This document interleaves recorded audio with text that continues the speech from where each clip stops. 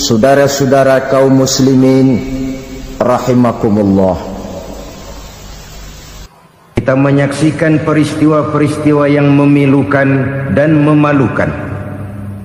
PHK terjadi di mana-mana. Pengangguran meningkat, harga-harga membumbung tinggi. Daya beli rakyat semakin lemah. Sementara di bidang politik, kejadian-kejadian memberikan indikasi bahwa persatuan dan kesatuan kita sebagai bangsa dewasa ini tengah berada dalam ujian yang berat. Pada jumpa kita kali ini, tanpa bermaksud untuk mencari kambing hitam dari bencana yang kita hadapi, saya ingin menyampaikan sebuah hadis yang diriwayatkan oleh Imam At-Tabarani dari Ibnu Abbas, bahwa Rasulullah sallallahu alaihi wasallam bersabda, khamsun bi khamsin, ada 5 perkara yang dapat menimbulkan 5 macam bencana. Mari kita renungi hadis ini satu demi satu sebagai bahan introspeksi buat kita semua dalam menghadapi bencana yang tengah berlaku sekarang ini. Yang pertama, manaqasa qaumul ahda illa sullita alaihim aduwuhum. Apabila suatu kaum sudah mengingkari janjinya, maka mereka pun akan dikuasai oleh musuh-musuh mereka. Sederhana saja nampak kalimat dalam hadis ini.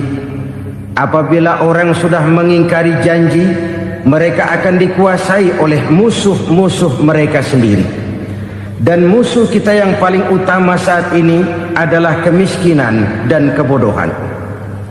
Kenapa itu terjadi? Karena kita mengingkari janji kita sendiri. Di saat awal-awal berdirinya Orde Baru, kita pernah berjanji untuk melaksanakan Pancasila dan Undang-Undang Dasar 45 secara murni dan konsekuen. Kita berjanji bahwa kita akan menegakkan pemerintah yang bersih dan berwibawa. Itu semua pada permulaannya. Waktu demi waktu berjalan, kita lupa dengan janji yang kita ucapkan itu. Ketuhanan yang Maha Esa kita ucapkan, tapi kesetanan yang luar biasa yang kita lakukan. Kemanusiaan yang adil dan beradab yang kita dengungkan, tetapi kemanusiaan zalim dan biadab yang kita praktekkan. Sederhana saja saudara, hampir setiap pejabat pada posisi-posisi kunci, di awal-awal ia memangku jabatan itu, biasanya ia mengucapkan sumpah dengan lafaz demi Allah, bahwa dalam melaksanakan jabatan ini saya tidak akan menerima hadiah atau pemberian dalam bentuk apapun. Itu pada permulaannya. Lama-lama rupanya hadiah itu asik juga, mulai diterima. Lama-lama dirasa kurang, mulai menagih. Dan akhirnya terjadilah praktek yang disebut suap menyuap, semir menyemir, dan lain sebagainya. Kalau ini sudah menjadi kenyataan, bagaimana kita mau menegakkan pemerintah yang bersih dan berwibawa? Undang-Undang Dasar 45 menyatakan bahwa bumi, air, dan seluruh kekayaan negara dikelola oleh negara bagi sebesar-besar kemakmuran rakyat. Yang terjadi adalah bahwa kita merasa mewakili rakyat untuk menikmati harta dan kekayaan negara, sehingga rakyat banyak tidak bisa ikut menikmatinya. Menumpuklah harta itu sehingga terjadilah pepatah, gunung ditimbun, sumur digali. Yang kaya semakin kaya, yang miskin semakin terpuruk. Kita ingkar dengan janji yang kita ucapkan di awal-awal kita bergerak. Kita ingkar dengan janji pada saat kita mengatakannya dengan menyebut nama Allah, dengan mempertaruhkan nama Tuhan. Sehingga pada akhirnya jabatan pun mengalami tender. Sudah menjadi rahasia umum. Orang mau jadi lurah mesti mengeluarkan uang. Mau jadi camat mesti mengeluarkan uang. Mau jadi wali kota, bupati, bahkan gubernur, itu ada pasarannya. Secara logika, Kalau orang memperoleh satu jabatan karena banyak mengeluarkan uang, tentu pada saat ia mengeluarkan uang, ia sudah punya pemikiran, modal pasti pulang, modal pasti kembali. Kalau orang memperoleh suatu jabatan karena banyak mengeluarkan uang, maka langkah pertama yang dia lakukan setelah memangku jabatan itu ialah bagaimana uang bisa kembali, bagaimana modal bisa pulang. Kalau modal sudah pulang, pikiran berikutnya bagaimana supaya dapat untung. Lalu kapan mau bekerja untuk kepentingan rakyat? Itu nomor 18. Kemudian kalau ada proyek-proyek besar, pertanyaannya ialah bukan apakah proyek ini bermanfaat bagi rakyat, apakah proyek ini layak untuk diteruskan, tetapi yang jadi pertanyaan paling utama ialah bagian saya berapa duit dari proyek ini. Kita bisa lihat proyek, mega proyek lahan 1 juta hektar di Kalimantan Tengah, triliunan rupiah, dan proyek itu gagal. SD Inpres bulan ini diresmikan, bulan depan retak. Jembatan-jembatan bulan ini gunting pita, bulan depan runtuh. Kita ingkar dengan janji. Kita berkata kita bekerja untuk kepentingan rakyat, tapi kita tidak pernah mengenal rakyat itu. Apabila suatu kaum sudah mulai mengingkari janji, maka mereka akan dikuasai oleh musuh-musuh mereka. Akibatnya tersusunlah barisan-barisan sakit hati yang makin lama makin menjadi bola salju, menggelinding membesar, dan kemudian terjadilah hal-hal yang tidak kita inginkan lagi. Apabila suatu kaum sudah mengingkari janji, maka mereka akan dikuasai oleh musuh-musuh mereka. Ini penyebab bencana yang pertama. Kita tidak konsekuen. Tadinya kita dengan lantang teriak-teriak berantas korupsi, ganyang korupsi. Pada waktu kita belum mendapat kesempatan. Setelah kita naik punya kesempatan, rupanya korupsi enak juga dirasa. Terjadi pergeseran nilai, orang luntur, kehilangan idealisme awal. Lalu untuk menghibur diri, menutup kesalahan, kita gunakanlah pepatah bahwa tidak ada gading yang tak retak, bahwa kita harus mikul dhuwur mendem jero. Itu semua cuma sebagai dalih agar kesalahan kita tidak dibicarakan orang lain. Padahal kita sendiri yang mengingkari janji. Kita yang keluar dari komitmen awal kita. Kita berjanji melaksanakan Pancasila dan Undang-Undang Dasar 45 dengan murni dan konsekuen. Kita berjanji untuk menegakkan pemerintah yang bersih dan berwibawa. Namun dalam kenyataannya itu tidak kita laksanakan dengan sebagaimana mestinya. Kita bergeser, kita mengalami proses degradasi, peluncuran nilai, dan akhirnya terbentuklah barisan-barisan sakit hati yang semakin lama semakin membesar itu. Kita harus introspeksi. Memang kalau zaman sedang susah, biasanya kambing hitam laris, tukang kompor gentayangan. Itu dari dulu selalu mencari kambing hitam. Karena itu kita tidak bicara orang, kita tidak bicara siapa yang salah, kita bicara sistem, dan sistem itu bisa mengena siapa saja. Kalau orang sudah mulai mengingkari janji, bergeser dari komitmen awal, itu sudah mulai ia mengalami proses peluncuran, proses degradasi. Ini penyebab yang pertama. Kita tidak lagi konsekuen bahwa bumi, air, sumber daya alam adalah milik negara, dikuasai oleh negara, digunakan bagi sebesar-besar kemakmuran rakyat. Ternyata rakyat yang makmur itu tidak merupakan gambaran yang menyeluruh dari rakyat kita. Undang-undang dasar kita menganut ekonomi kekeluargaan, tapi yang kita praktekkan adalah ekonomi keluarga. Kalau bukan keluarga nggak dapat proyek. Kalau bukan keluarga nggak dapat macam-macam. kekeluargaan kita rubah menjadi keluarga, timbullah penyakit nepotisme. Kita bergeser, kita ingkari janji, dan kita anggap kita atasnamakan rakyat. Rakyat cuma sekedar jadi address, rakyat cuma sekedar jadi alamat, tetapi kehidupan mereka tidak banyak berubah dan tidak banyak terangkat. Kaum muslimin rahimakumullah, ini penyakit yang pertama, penyebab bencana yang pertama. Yang kedua kata Nabi, wa ma hakamu bighairi ma anzalallah, apabila hukum yang diterapkan sudah tidak lagi bersumber dari hukum Allah, illa fasya fihimul faqru, maka akan bertebaranlah kemiskinan di mana-mana. Ini artinya apa? Apabila hukum tinggal sebuah stempel, apabila hukum sudah diatur menurut kepentingan, apabila hukum sudah tidak lagi ditegakkan secara adil, maka kemiskinan merambah di mana-mana. Hukum diatur menurut selera orang yang sedang berkuasa, maka yang benar bisa jadi salah, yang salah bisa jadi benar. Hukum dalam kenyataan hidup berlaku seperti pisau. Pisau itu kan saudara lihat, yang namanya pisau dimanapun itu tajamnya ke bawah, ke atas tumpul. Kalau hukum itu, kalau untuk rakyat, hukum itu tajam bukan main, cepat sekali dilaksanakan. Tapi giliran menengah ke atas, yang gedean dikit berbuat salah, hukum tumpul.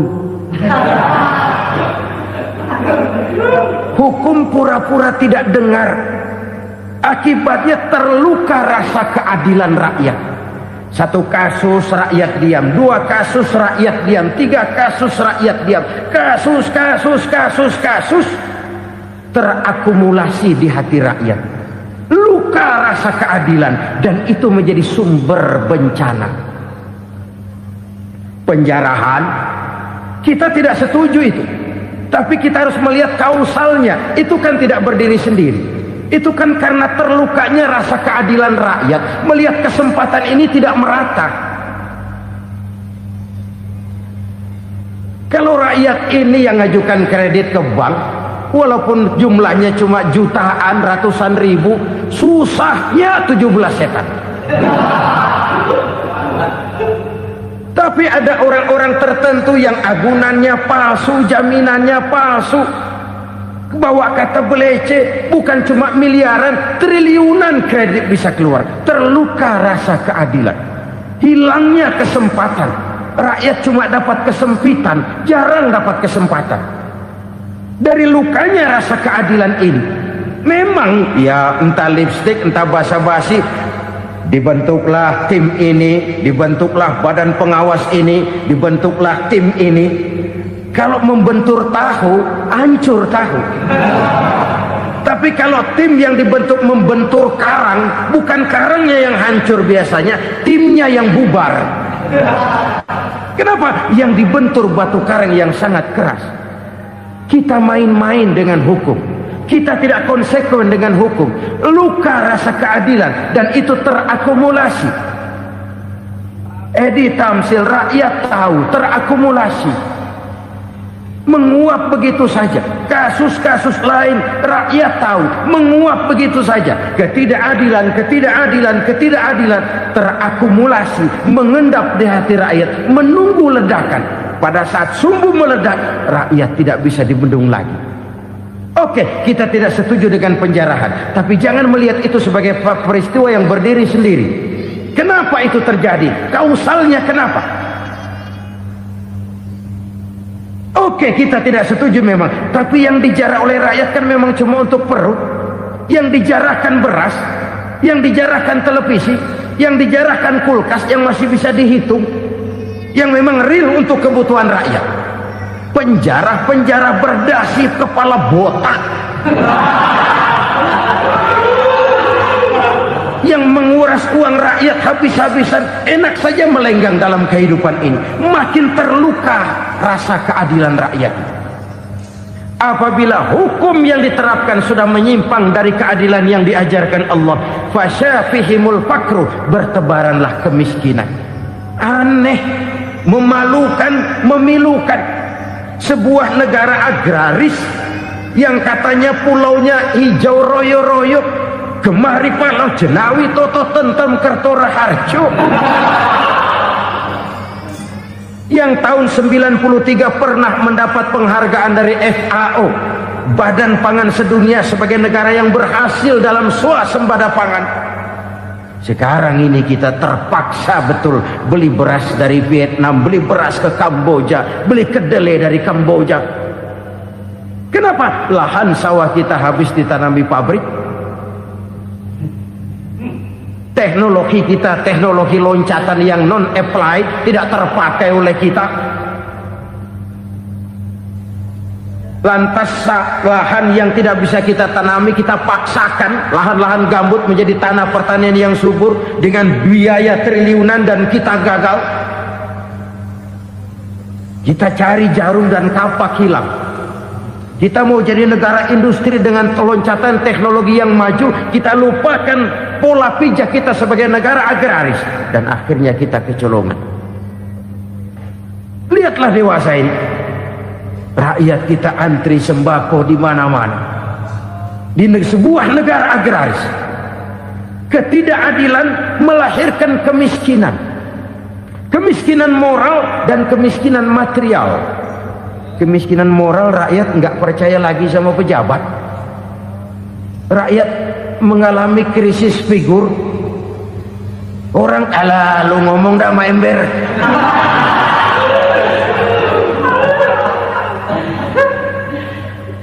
Penataran yang menghabiskan biaya miliaran itu melahirkan pejabat-pejabat korup. Pengawasan yang menghabiskan biaya miliaran itu ternyata impoten, mandul.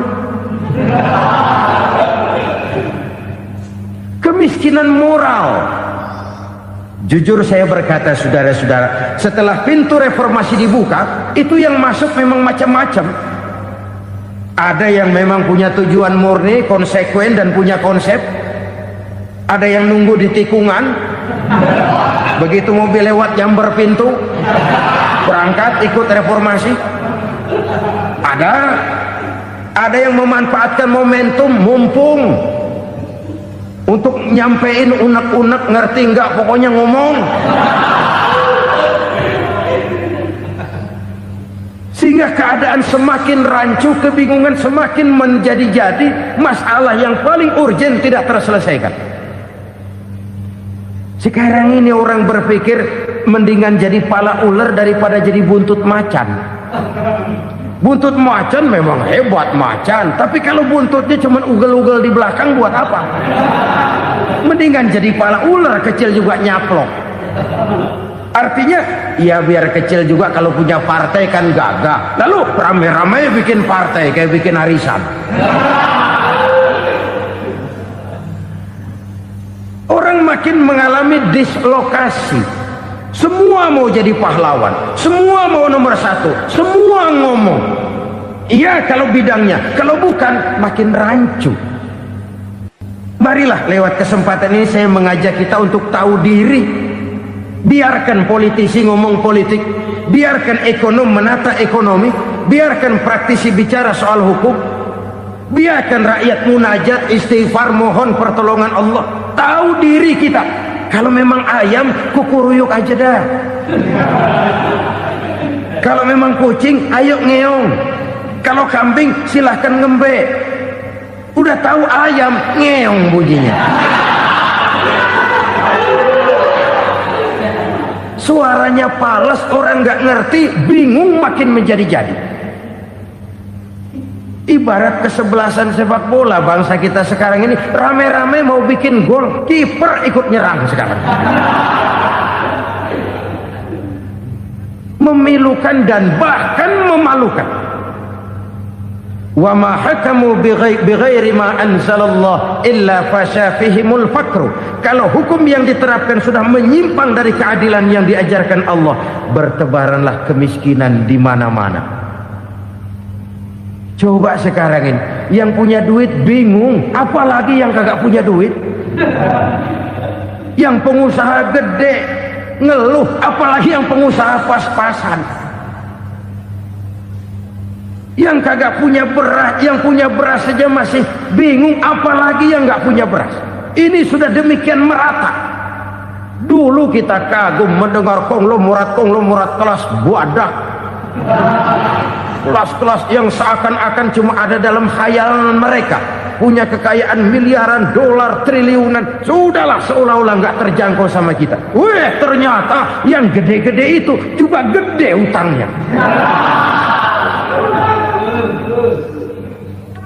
Dan rontok satu demi satu. Ternyata rakyat selama ini cuma dialamatkan, cuma dijadikan adres. Rakyat yang tidak banyak ngerti persoalan ini harus menanggung hidup ini begini berat, harus menanggung beban hidup ini begini tinggi, daya beli semakin lemah, semakin terpuruk dan terpuruk, sedang keadaan belum juga banyak berubah. Yang hutang sama luar negeri itu kan bukan rakyat kecil, Ciano. Yang banyak nyimpen dolar juga kan Ciano. Rakyat kecil bocah kampung mah jangankan nyimpen dolar, ngelihat juga tumben. Kemana kita mesti bercermin? Sekali lagi saya mengatakan maaf, kita tidak bermaksud mencari kambing hitam. Karena itu kita tidak bicara orang, kita bicara sistem, kita bicara keadaan. Beginilah yang dikatakan Nabi, penyebab timbulnya bencana, hukum yang ditegakkan tidak lagi berorientasi kepada keadilan, tapi berorientasi kepada kepentingan. Akhirnya bentuk hukum seperti pisau, tajam ke bawah, tumpul ke atas. Hukum cuma buat rakyat kecil, tetapi kelompok menengah ke atas kadang-kadang kebal dari perlakuan hukum. Maka bertebaranlah kemiskinan. Iya, kemiskinan moral berupa lukanya rasa keadilan. Kalau rasa keadilan terluka, orang kan nunggu kesempatan, saudara. Iya, dia nggak bisa ngomong, iya dia nggak sanggup action, iya dia nggak bisa tunjuk rasa, tapi hatinya kan kapan ada kesempatan, kapan ada waktu, tunggu. Hatinya mesti begitu. Sehingga begitu ada kesempatan, terjadilah hal-hal yang tidak terhindarkan. Dan itu ekses, bukan reformasi. Jangan seperti sebuah dialog saya dengan seorang abang beca. Saya bertanya, bang, iya, abang tahu nggak reformasi? Tahu. Ustaz, apa? Pembakaran. Terus penjarahan. Lalu perkosaan. Itu reformasi. Itu yang saya lihat. Nah, itu yang dia lihat. Saya tentu tidak menyalahkan abang beca kita, karena memang itu yang dia lihat dan sejauh itu wawasannya. Tapi ini indikasi bahwa banyak rakyat kita yang belum bisa menggunakan kebebasan secara bertanggung jawab. Padahal kebebasan tanpa tanggung jawab tirani. Sebuah contoh gampang-gampangan. Saya beli radio, saya setel di kamar saya, lalu saya bilang, ini radio gue. Yang beli gue, pakai duit gue setel di kamar gue, sekeras-kerasnya, gak ada urusan sama orang lain. Itu kata saya. Tetapi tetangga saya sebelah rumah kan boleh juga ngomong begitu. Kata tetangga saya, ini mata gue, yang ngantuk gue tidur di kamar gue, kenapa suara radio lu nyampe kemari? Artinya apa ini? Kebebasan saya nyetel radio dibatasi oleh kebebasan tetangga saya yang mau tidur. Tidak ada kebebasan mutlak. Kebebasan mutlak tanpa tanggung jawab kembali akan melahirkan tirani, kembali akan melahirkan pemaksaan kehendak. Dan itu lagi-lagi bukan demokrasi.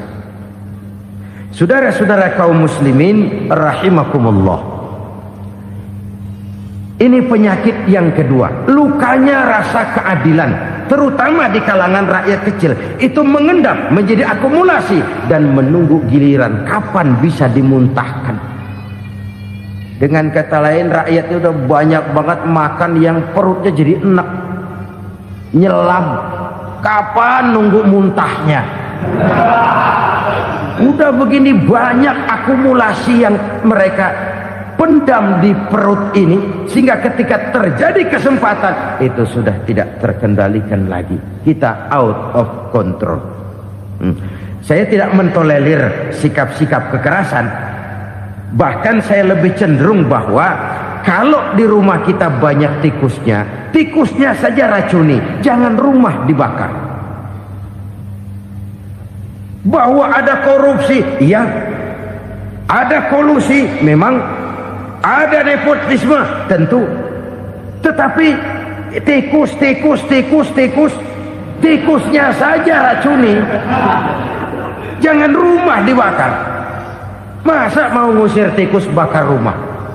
Tikusnya lari, tikusnya selamat, rumahnya ewes-ewes.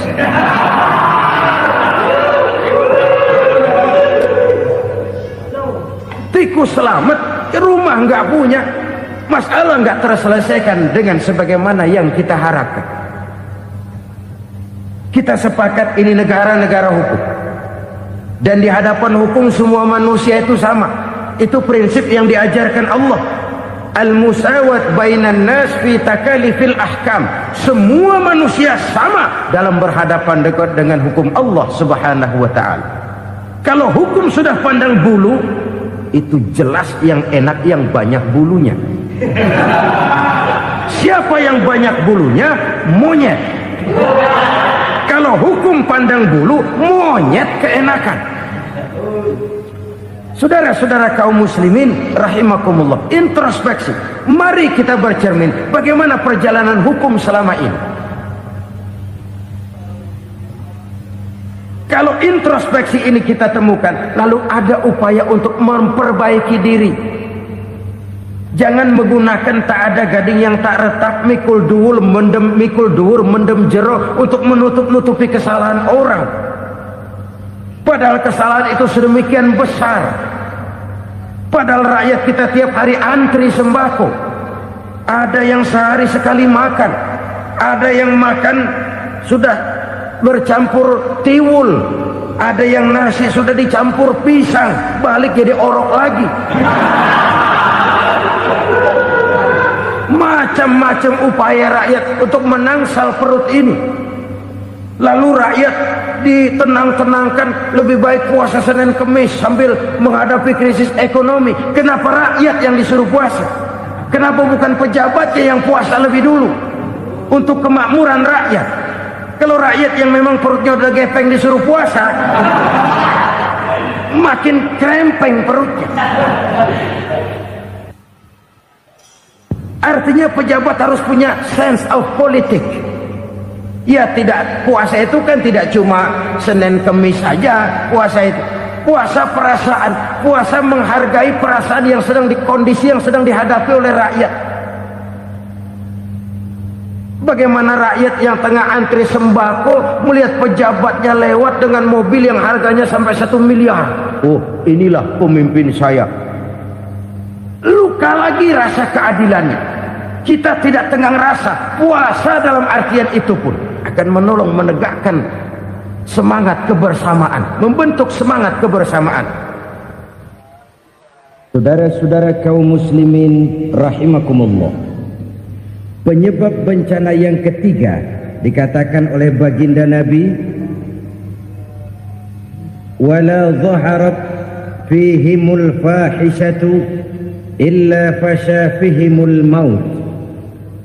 Apabila kekejian telah merajalela, maka maut bertebaran di mana-mana. Kita renungi butir kalimat dalam hadis ini.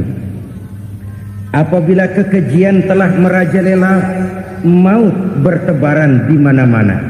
Begitu murah arti sebuah kehidupan.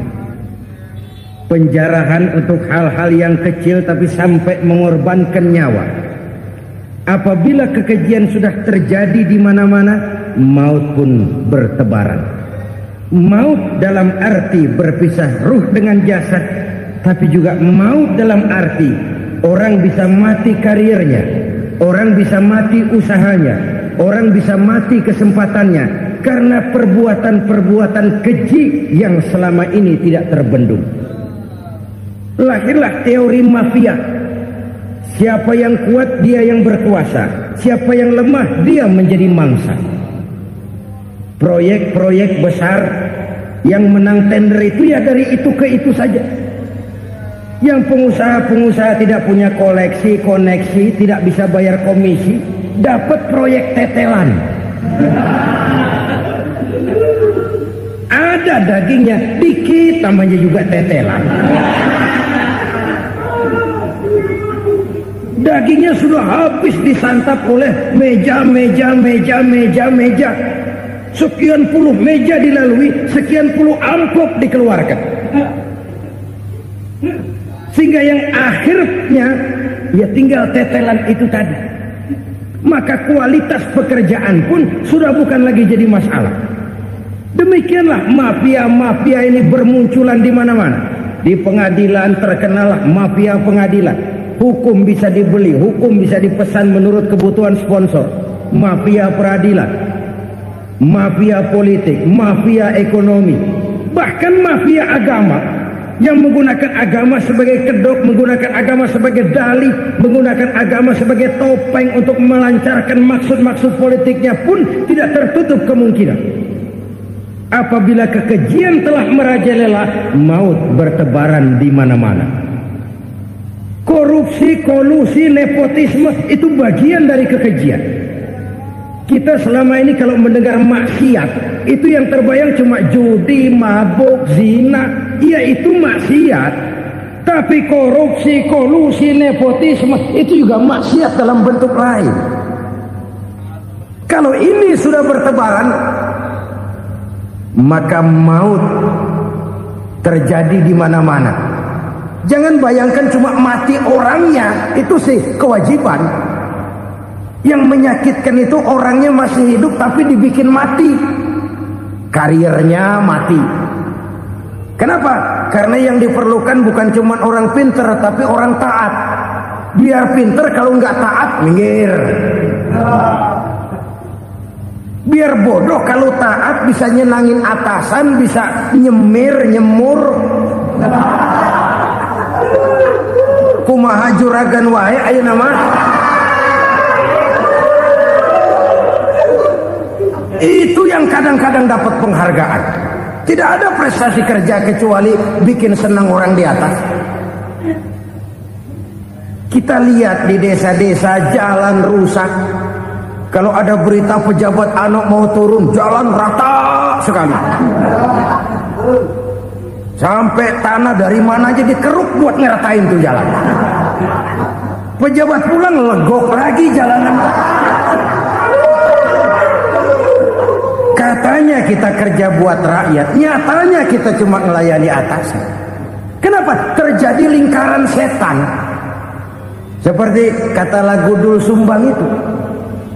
Mahasiswa takut sama dosen, dosen takut sama dekan, dekan takut sama rektor, rektor takut sama menteri, menteri takut sama presiden, presiden takut sama mahasiswa. Muter balik lagi. Lingkaran setan. Lingkaran setan. Saudara-saudara kaum muslimin rahimakumullah, kekejian yang merajalela, praktek-praktek mafia yang tertuang dalam kehidupan sehari-hari menyebabkan orang mati karirnya, jasad masih hidup, karir mati, itu menyakitkan. Mati bisnisnya. Rakyat kecil pernah senang ketika cengkeh booming, harganya bagus, rakyat banyak yang pergi haji. Lalu mau ditata, lahir tata niaga cengkeh, malah amburadul. Harga cengkeh jatuh, petani cengkeh kecil menjerit. Siapa yang untung? Segelintir orang.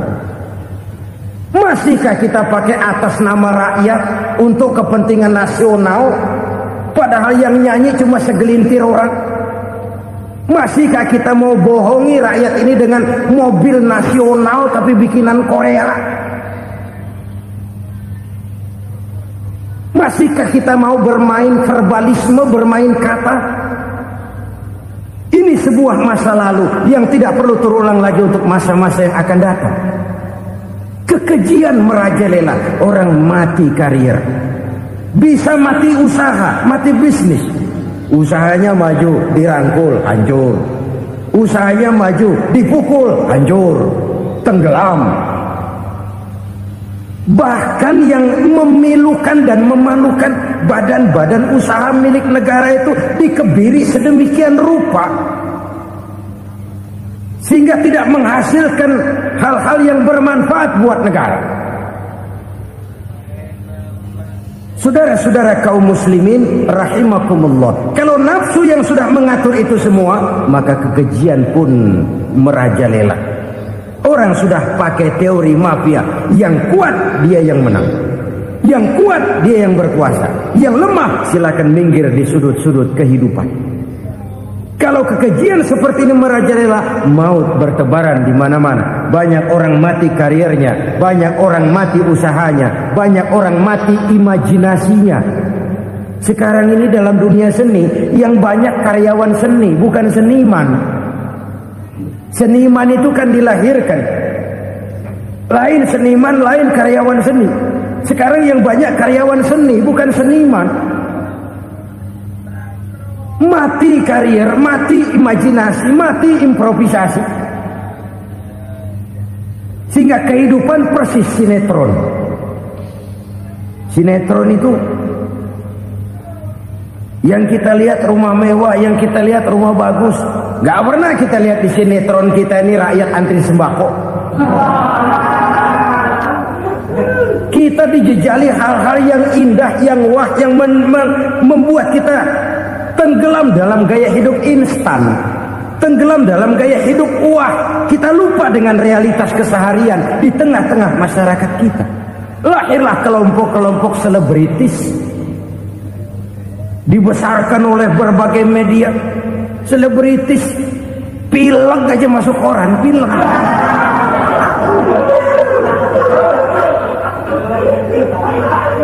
Rakyat yang pingsan antri beras nggak masuk koran.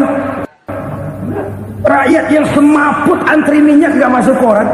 Selebritis panok masuk koran.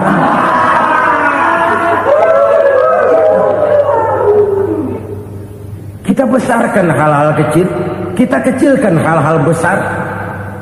Kenapa? Kita mengejar oplah. Kita profit oriented, tidak lagi berorientasi kepada realitas hidup yang kita hadapi ini. Kalau kekejian sudah merajalela, kata Nabi, maka maut bertebaran di mana-mana. Maut dalam artian maut, coba lihat sekarang begitu murah nyawa. Karena 1000 perak orang mau nusuk bunuh. Karena beras seliter orang khilaf, begitu murah kehidupan. Tapi kekejian dalam bentuk korupsi, kolusi, nepotisme, kekejian dalam bentuk itu mematikan karier, mematikan bisnis, mematikan imajinasi, mematikan kreativitas. Itu juga maut dalam bentuk lain akibat kekejaman lain. Ini penyebab yang ketiga. Yang keempat, penyebab bencana menurut baginda Rasul, wala tuffiful mikyala illa muni'un nabat. Apabila timbangan sudah dicurangi, maka tercegahlah tumbuh-tumbuhan. Apabila timbangan sudah mulai curang, maka terjadilah musim paceklik. Apabila bisnis sudah bergaya mafia tadi itu, kecurangan-kecurangan terjadi, tender di balik pintu, yang dimenangkan cuma kelompok-kelompok yang bisa memberikan presentasi yang besar, muni'un nabat, terjadilah paceklik. Paceklik, panen gagal, wereng ya wereng, kemarau panjang, it's okay, air sulit, iya. Tetapi kan semua itu ada yang ngatur.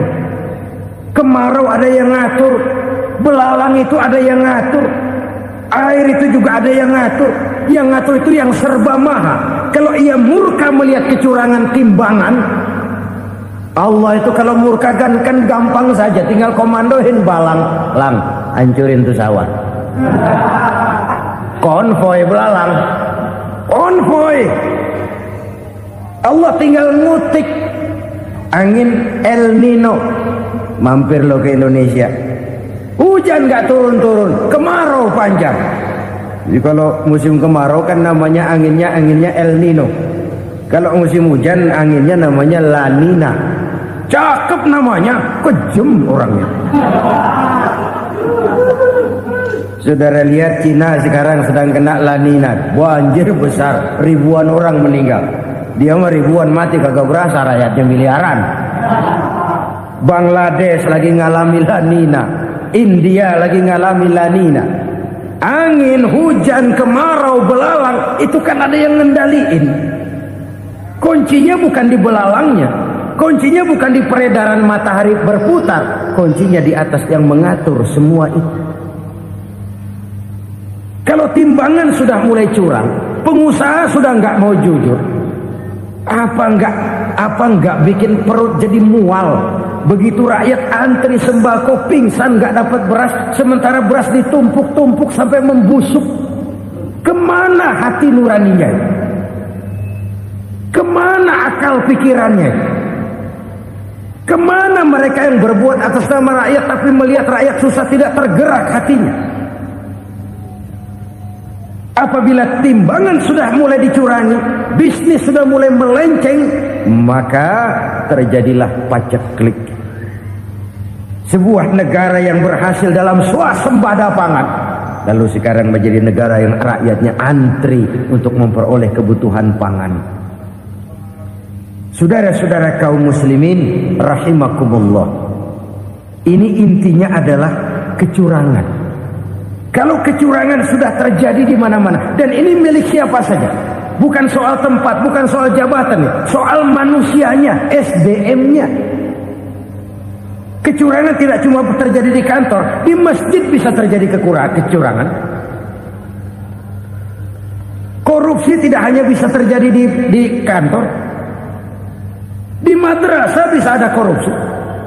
Faktor manusianya, ini soal SDM. Kecurangan yang besar, tentu besar lagi kerugiannya. Kecurangan yang kecil, kecurangan sehari-hari, pedagang-pedagang kecil ngurangi timbangan, barang yang buruk dikatakan baik, yang baik dikatakan buruk, itu merugikan perorangan. Kecurangan yang besar merugikan bangsa dalam bentuk total, dalam bentuk seutuhnya. Nah, kecurangan-kecurangan seperti ini rakyat kan lihat, rakyat kan tahu, dan itu kembali terakumulasi di sini, pegel. Dan jangan lupa, rakyat yang nggak ngomong itu, rakyat yang nggak bersuara itu, batinnya menjerit, jeritannya menggoncang aras, dan itu didengar Allah. Yadullah fauqal jamaah, kata Nabi, tangan Tuhan di atas orang banyak. Jeritan hati rakyat menggoncang aras. Rakyat yang terlalu banyak dizolimi, rakyat yang terlalu banyak dirugikan, ya rakyat yang terlalu banyak di atas namakan, menjerit batinnya, menggoncang aras, dan Allah bisa menggerakkan apa saja untuk membuat satu situasi. Allah bisa menggerakkan apa saja untuk membuat satu situasi. Saudara-saudara kaum muslimin rahimakumullah, ini faktor yang ketiga, timbulnya kecurangan. Faktor yang keempat maksud saya. Yang kelima, penyebab timbulnya bencana menurut baginda Nabi, wala muni'uz zakat wala muni'uz zakat illa hubbisa anhumul qatru. Apabila zakat enggan dibayar, maka tercegahlah qatrun. Qatrun ini kalau bahasa kita sembako. Maka tercegahlah kebutuhan-kebutuhan yang kita perlukan. Ini, kita tidak meragukan bahwa yang kita tuju adalah masyarakat yang adil dalam kemakmuran dan makmur dalam keadilan. Nah, antara kemakmuran dan keadilan ini memang sering tidak bisa berjalan seiring. Pada saat kemakmuran kita kejar, ekonomi kita pacu, ada nilai-nilai keadilan yang tertinggal. pada saat nilai keadilan kita tegakkan benar-benar, ada unsur-unsur kemakmuran yang terabaikan. Oke, kita bisa mengatakan kasus. Oke, kita bisa mengatakan itu sebagian kecil. Tapi kalau sebagian kecil, lama-lama kan jadi sebagian besar. Oke, kita mengejar kemakmuran. Pertanyaannya, kemakmuran untuk siapa? Oke, kita berikan kelompok tertentu kue yang besar dengan harapan nanti dia bagiin kuenya kepada yang kecil-kecil. Tapi kenyataan mereka yang dapat kue besar akhirnya malah lupa diri dan lupa daratan. Mau makin besar, malah memeras yang kecil-kecil ini. Sekarang kan yang kecil modali yang besar. Ramai-ramai buka bank, ternyata kamuflase. Uang banknya untuk kredit perusahaannya sendiri. Nasabahnya rakyat kecil. Artinya apa? Rakyat kecil disuruh modalin orang yang udah gede. Ini kan sumber geledek urusan.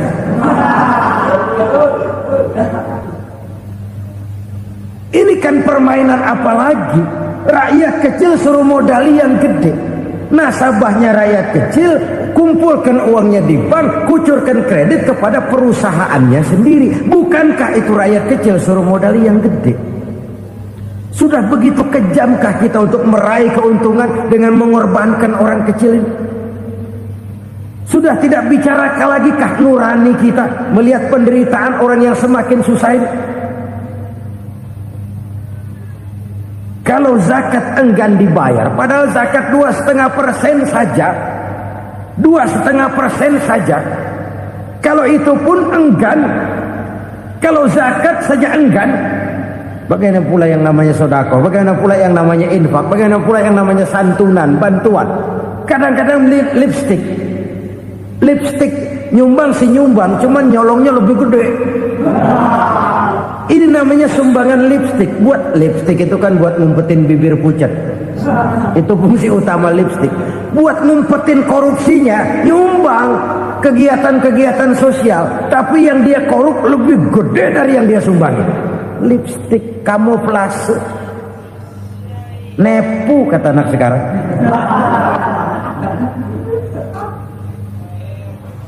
Saudara-saudara kaum muslimin rahimakumullah.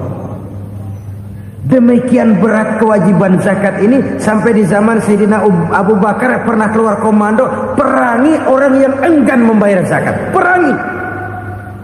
Karena fungsi zakat adalah menjembatani antara si kaya dengan si miskin. Bahwa ada kemiskinan itu Qur'ani. Allah menyatakan, aku melebihkan rezeki sebagian kamu dari yang lain. Ini kan kesenjangan. Allah melebihkan rezeki sebagian kamu dari yang lain. Ada itu. Tetapi itu berjalan secara nature. Nah, kalau direkayasa, yang kaya semakin kaya, yang miskin semakin terpuruk, yang sudah besar dapat proyek besar, yang kecil dapat tetelan. Ini kan rekayasa namanya. Kesenjangan yang direkayasa ini yang kita harus kikis. Nah, fungsi zakat menjembatani dari sisi sosial. Dari sisi pribadi, Nabi berpesan, zakku amwalakum biz zakat. Bersihkan hartamu dengan zakat. Sekarang ada istilah nyuci uang. Uang hasil korupsi itu bisa dicuci, dijadikan uang bersih. Bukan pakai rinso, bukan. Pakai politiknya koruptor, diolah sedemikian rupa sehingga jadi uang resmi. Sudah memutik, itu termasuk yang disebut kejahatan kerah putih, white collar crime. Kejahatan kerah putih, kejahatan pakai dasi, kejahatan kelas kakap. Makanya orang mendingan goblok kagak bener daripada pinter kagak bener. Goblok kagak bener itu gampang ngurusinnya.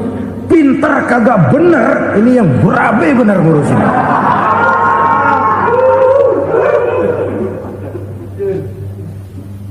Kita bukan cuma perlu orang pinter kok di zaman sekarang. Kita perlu orang-orang bener yang punya komitmen, yang sesuai kata dan perbuatan, yang bisa merasakan apa yang dirasakan oleh rakyat, yang punya sense of politik yang tinggi, yang peka, yang penuh keterbukaan, yang punya wawasan dan pandangan jauh ke depan. Dari sisi pribadi, zakat itu membersihkan harta kita. Ya, dia tercampur dengan yang subhat, dia bahkan mungkin tercampur dengan sedikit-sedikit yang haram. Itu zakku amwalakum bizakat. Bersihkan hartamu dengan zakat itu. Pada sisi sosial ia menjembatani, pada sisi pribadi ia membersihkan harta kita. Karena itu kalau kita berdoa minta rezeki, syarat rezeki itu halalan thayyiban wasi'an. Enggak pernah kurang dari 3 itu. Halal, bagus, banyak.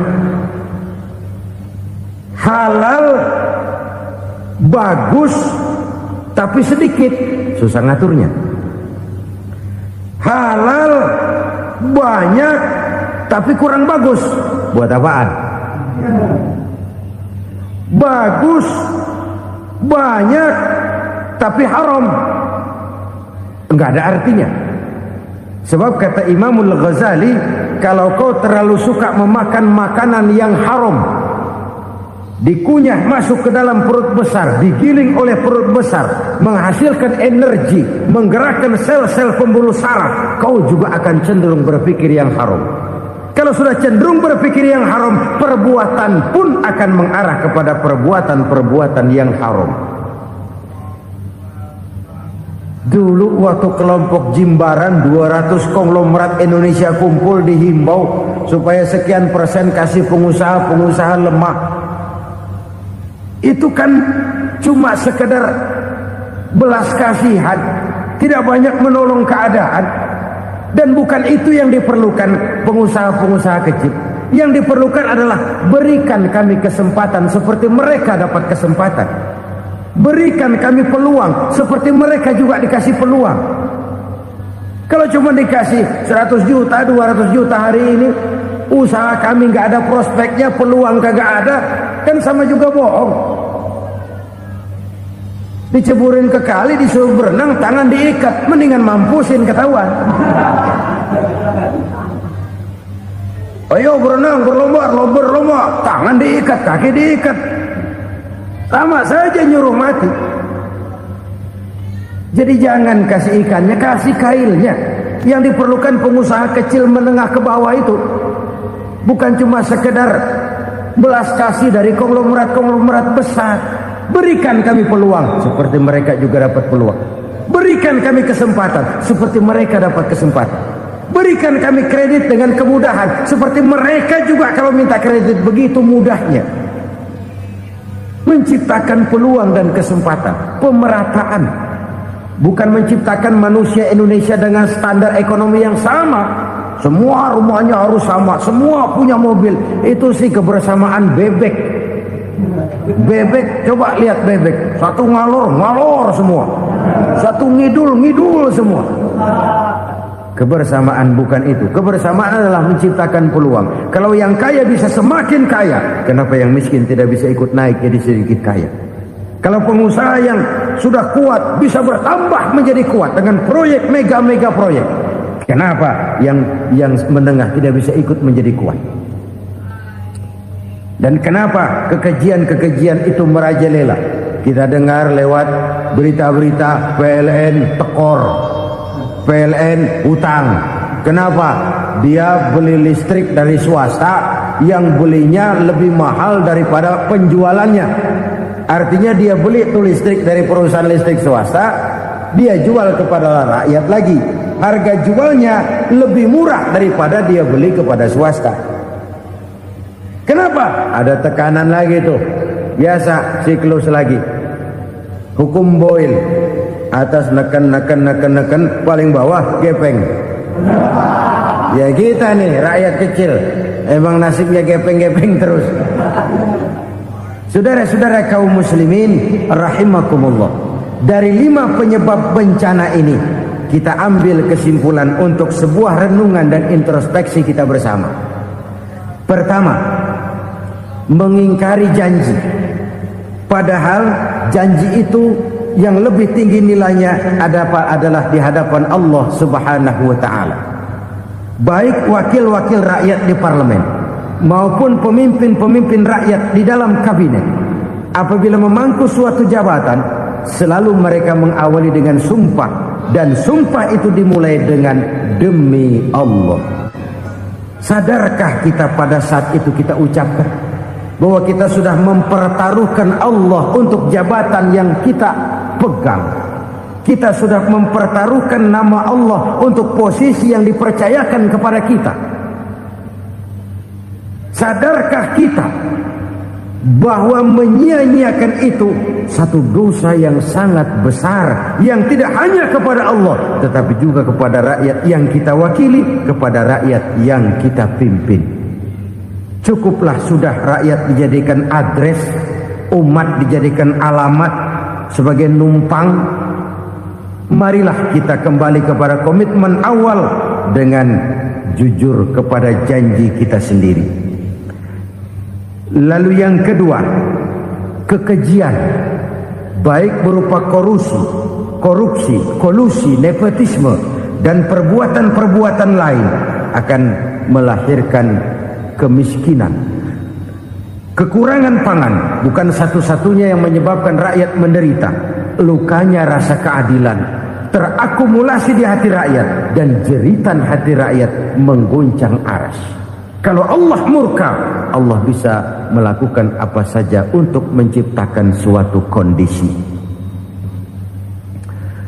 Faktor yang ketiga adalah praktek mafia menebarkan maut, baik orang yang mati jasad dan rohaninya maupun orang yang mati karirnya, mati kejujurannya, mati usahanya, mati imajinasinya. Hilang kreativitas kita sebagai bangsa. Faktor yang keempat, kecurangan-kecurangan di bidang usaha, di bidang tender, mengandalkan menjual kekuasaan. Dan memang repot kalau penguasa jadi pengusaha. Mau atau tidak mau, kebijakan-kebijakan kekuasaannya akan memperkuat jaring-jaring usahanya. Dan pada saat itu objektivitas sulit ditemukan lagi. Lalu yang kelima, keengganan membayar zakat, menumpuknya kekayaan negara pada kelompok-kelompok tertentu. Ini akan melahirkan paceklik yang berkepanjangan. Menumpuknya kekayaan dan harta negara pada kelompok-kelompok tertentu akan melahirkan paceklik dan kemiskinan yang berkepanjangan. Marilah kita sadar, marilah kita merenung bahwa keengganan kita membayar zakat, menciptakan pemerataan, pada akhirnya akan menjadi musibah buat kita semua. Saudara-saudara kaum muslimin rahimakumullah, sekian dulu jumpa kita kali ini. Mudah-mudahan yang saya sampaikan dari hadis riwayat Imam Tabrani ini menjadi bahan introspeksi buat kita semua. Tidak akan seorang muslim jatuh dua kali di tempat yang sama. Semua merupakan pelajaran untuk kita jadikan introspeksi guna menata hari esok yang lebih baik daripada hari ini.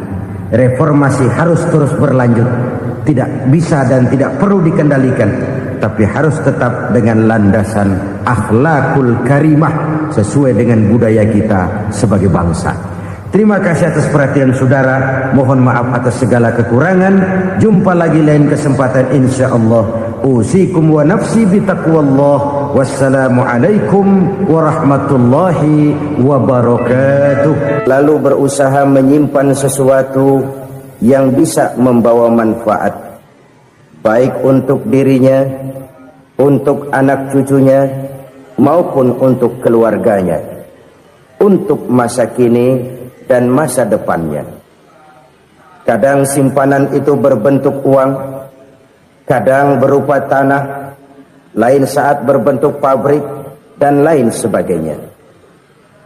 Sementara masa depan yang paling pasti adalah akhirat.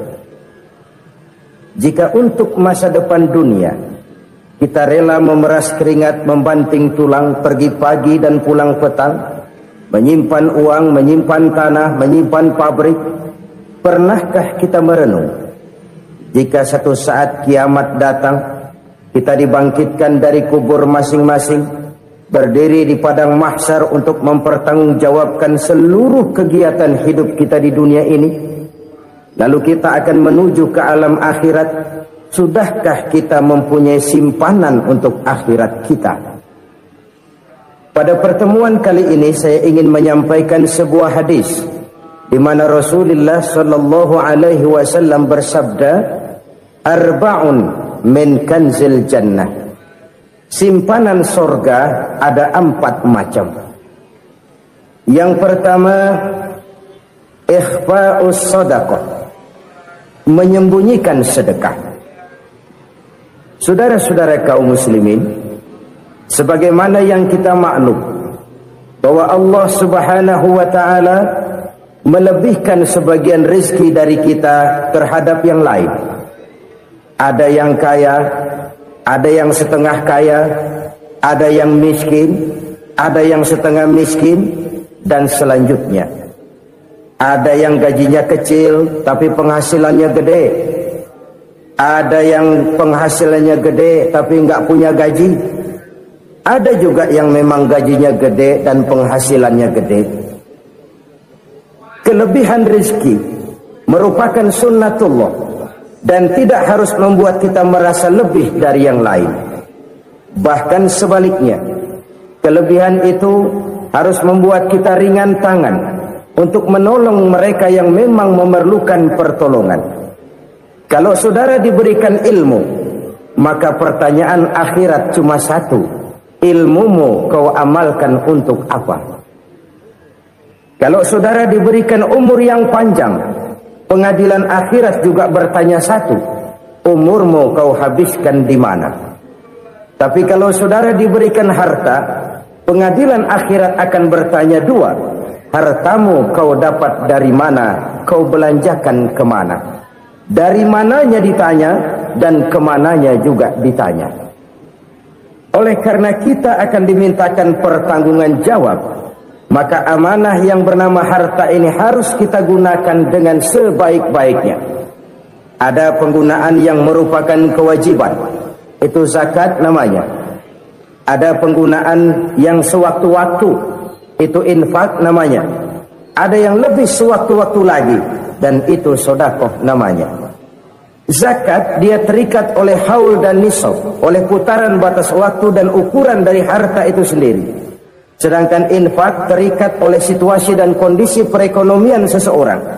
Sedangkan sedekah tidak terikat dengan apapun.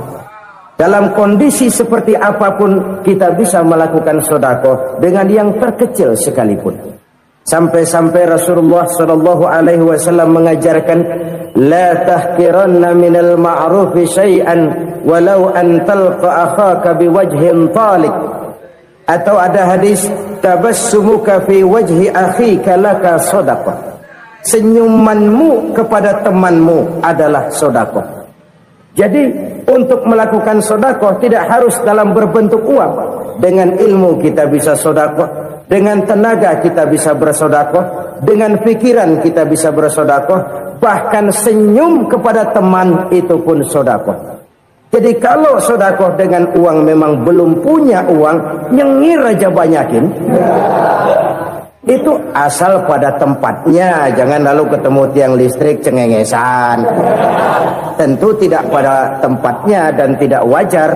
Nah, sedekah yang paling dicintai Allah adalah sedekah yang disembunyikan.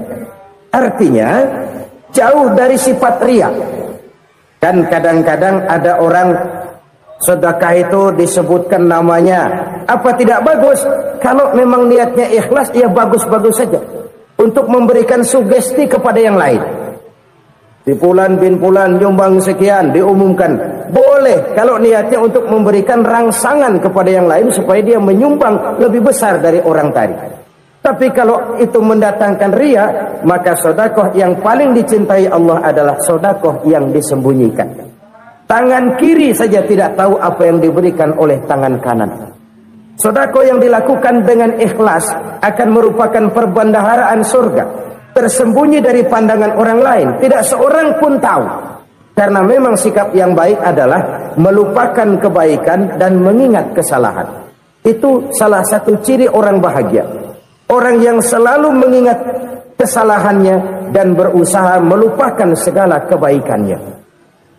Kalau dia akan berada kebaikan, dia tidak bisa ikut, dia merasa rugi karena dia merasa belum pernah berbuat baik. Tapi kalau akan melakukan kesalahan baru, dia ingat kesalahan yang sudah-sudah, sehingga terhalang baginya untuk melakukan satu kesalahan baru. Demikianlah saudara-saudara, bahwa Allah melebihkan rizki sebagian kita dari yang lain, agar terjadi tolong-menolong dalam kehidupan ini. Jadi kesenjangan yang nature, kesenjangan yang alami, itu sunnatullah. Ada yang kaya, ada yang miskin, ada yang kelas menengah. Nah, kenapa lalu sekarang kita berusaha mengentaskan kemiskinan? Oleh karena adanya kesenjangan struktural. Kalau yang kaya bisa semakin kaya, kenapa yang miskin tidak bisa naik jadi ikut sedikit kaya? Sebab pada dasarnya Islam adalah agama yang sejak turunnya sudah berupaya memerangi kemiskinan. Bahkan dikatakan kemiskinan itu mendekatkan kepada kekufuran. Orang kalau miskin udah dekat banget sama kafir. Gampang menjadi kafir. Berapa banyak saudara-saudara kita yang oleh karena soal perut, oleh karena soal materi, terpaksa meninggalkan dan menanggalkan akidahnya, menjual petunjuk yang diberikan Allah dengan kesenangan dunia yang cuma sebentar ini. Na'udzubillah tsumma na'udzubillah. Jadi makin kita sembunyikan satu sedekah, semakin banyak perbendaharaan kita di surga. Sedekah yang paling dicintai Allah adalah sedekah yang disembunyikan. Malahan ada seorang sufi, dia punya kebiasaan kalau pergi sholat Jumat dia bawa uang, itu uang dia taruh di bawah tikar masjid. Dia niat sedekah kepada siapa saja yang nemuin itu duit. Maksudnya apa? Supaya yang nemuin nggak tahu siapa yang punya duit. Demikian dia saking ingin menyembunyikan sedekahnya. Karena sifat riya itu bisa memakan amal kita sendiri. Riya itu termasuk menyebut-nyebut kebaikan kita. Orang yang suka nepuk dada, sedikit-sedikit ngitungnya kalau nggak gua. Tuh kalau nggak gua tuh. Tuh yang belas itu kalau nggak gua, kalau nggak gua. Iya kalau nggak lu kenapa emang? Orang yang suka menepuk jasad, tuh biasanya memang begitu saudara-saudara. Kalau perang lagi berkecamuk, orang nggak sempat ngaku jadi pahlawan. Tapi begitu perang selesai, yang kagak kenal bedil ngaku pahlawan, mas. Itu sesuatu yang biasa. Oleh karenanya, orang-orang yang ikhlas dalam bersedekah, disembunyikannya sedekah itu, Allah cinta betul. Malahan ada hadis memberikan jaminan, inna shadaqatal mar'il muslimi tazidu fil umri wa tadfa'u mitatas su'i.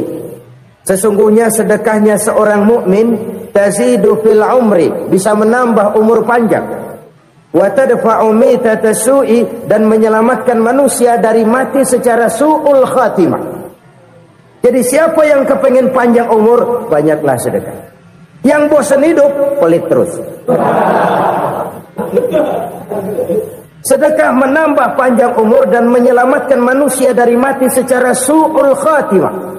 Pak, katanya umur itu nggak bisa ditambah, nggak bisa dikurangin. Kapan? Kalau ajal sudah datang. Fa idza jaa ajaluhum la yastakhiruna sa'atan wa la yastaqdimun. Kalau ajal datang tidak bisa dimajukan, tidak bisa dimundurkan. Itu kalau ajal sudah datang. Tidak bisa lagi umur ditambah dikurangi, sudah datang. Tapi kalau belum datang, itu kan haknya Allah. Mau ditambah, mau dikurangi, hak prerogatif Allah. Sebagai pencipta manusia, Allah Maha Kuasa dan Maha Mampu. Sedekah ini menambah panjang umur dan menyelamatkan manusia dari mati secara su'ul khatimah. Itu orang mati kan sama ya, kondisinya mati, nggak nafas. Tapi hakikat mati kan lain-lain. Ada yang mati itu husnul khatimah, baik akhirnya. Misalnya Lagi ngaji, mati. Lagi sholat, mati. Lagi sedekah, mati. Ini yang dinamakan dengan husnul khatimah, baik di akhirnya. Sebaliknya ada yang su'ul khatimah, jelek di akhirnya. Ini yang jadi catatan akhir. Lagi nyekek botol, mampus. Lagi banting kartu, modar. Su'ul khatimah, jelek pada akhirnya. Sedekah menyelamatkan manusia dari mati secara su'ul khatimah. Dan kita semua kepengen mendapat husnul khatimah, jauh dari su'ul khatimah. Oleh sebab itu yang bisa menyelamatkan kita dari penyakit itu antara lain adalah sedekah yang disembunyikan, yang dikerjakan dengan ikhlas karena Allah, tidak karena kepengen dipuji orang, tidak karena ingin dikatakan orang pemurah. Sebab orang dermawan itu orang yang memberi tanpa harus diminta. Kalau masih harus diminta, ya belum dermawan namanya, masih harus diminta. Kalau nggak diminta ya tulus, lolos, polos. Saudara-saudara kaum muslimin rahimakumullah. Harta adalah amanat dan akan kita pertanggungjawabkan. Allah melebihkan rizki sebagian kita dari yang lain agar kita saling tolong menolong, bantu membantu. Nabi janjikan siapa yang meringankan beban saudaranya muslim di dunia, Allah akan meringankan bebannya di akhirat nanti. Sebuah jaminan dari baginda Nabi. Si orang yang kita bantu barangkali tidak bisa membalas, Allah yang akan membalas lewat jalan lain yang tidak pernah kita sangka-sangka. Ada orang tanya, Pak, ini ada orang nyumbang masjid sambil marah-marah, bagaimana? Saya bilang sumbangannya aja ambil, marahnya jangan. Marahnya jangan diambil, itu urusan dia. Saudara-saudara kaum muslimin rahimakumullah. Umat Islam ini kan umat yang punya potensi besar. Kadang kita merenung, kenapa kadang-kadang pembangunan masjid kok lambat sekali? Kalau hotel hari ini peletakan pertama, bulan depan peresmian. Supermarket hari ini peletakan batu pertama, minggu depan peresmian. Tapi kalau sudah yang namanya masjid, kadang-kadang peletakan batu pertama sekaligus jadi batu terakhir. 3 tahun, 4 tahun, campur nebar jalak di jalanan, duit dijaring kayak ikan sepat. Apa tidak ada orang Islam yang kaya? Banyak. Apa tidak ada pengusaha muslim yang jadi konglomerat? Ada. Lalu yang belum banyak itu yang komit terhadap nilai-nilai agamanya. Akhirnya kita jatuh jadi umat yang lemah. Belum ada pengusaha konglomerat muslim buka pabrik super cap bedug misalnya umpamanya atau pabrik kecap cap sorban supaya identitas keislamannya sedikit kelihatan. Kita jatuh jadi umat yang lemah karena potensi tidak terinventarisir dengan baik. Kita ini ibarat kompor yang cuma matengin nasi orang lain. Potensi kita dimanfaatkan oleh orang lain. Ukhuwah Islamiyah kita baru terbatas kepada silaturahmi. Ukhuwah di bidang ekonomi kita lemah, ukhuwah di bidang kebudayaan kita lemah, apalagi ukhuwah di bidang politik kita lebih rapuh lagi.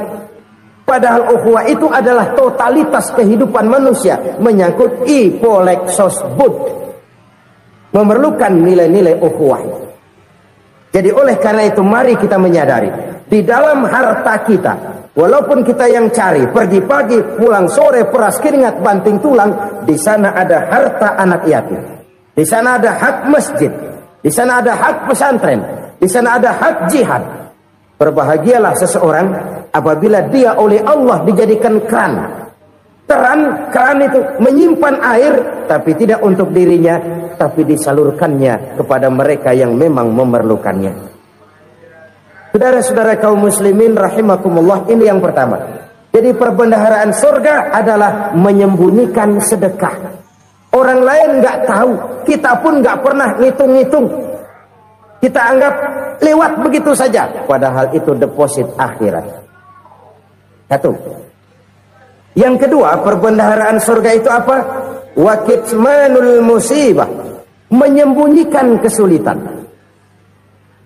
Kadang orang takut menghadapi kesulitan, tapi makin kita merenung, hidup ini kan sebenarnya urusan. Takut sama urusan ya jangan hidup. Tandanya orang hidup itu kalau punya urusan. Urusan melupakan problem. Problem sering menimbulkan kesulitan. Kesulitan bukan untuk ditakuti, tapi untuk diatasi dan dicarikan jalan keluarnya. Siapa sih orangnya yang gak pernah sulit-sulit? Makin tinggi status sosialnya, makin gede urusannya. Makin tinggi kualitas imannya, makin berat tingkat kesulitannya. Cuma memang yang namanya enak itu seperti pelangi. Biang lala itu nggak pernah di atas kepala kita, di atas kepala orang melulu. Lu sih enak lu, kata kita. Dia juga bilang yang enak kan lu. Pelangi itu nggak pernah di atas kepala kita. Kata tukang beca, aduh enak ya naik Mercy. Kata tukang beca, apa yang di dalam mobil Mercy? Aduh enak bener tukang beca, di jok ngeringkuk ngorok pules bener.